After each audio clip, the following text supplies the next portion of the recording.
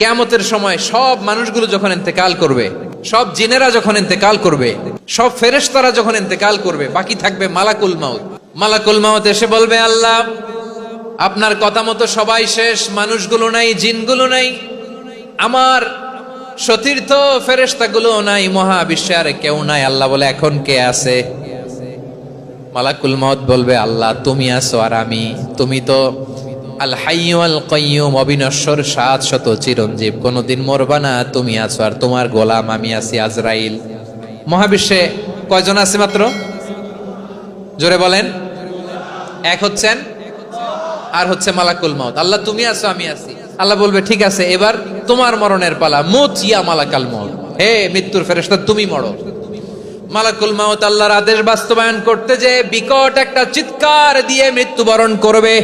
ওই চিৎকার দুনিয়ার মানুষেরা, চিৎকারের আওয়াজ যদি দুনিয়ার মানুষেরা শুনতে পেত, দুনিয়ার মানুষের প্রত্যেকের কানের পর্দা ফেটে মুহূর্তের মধ্যে সব লাশ হয়ে জমিনে পড়ে রইত।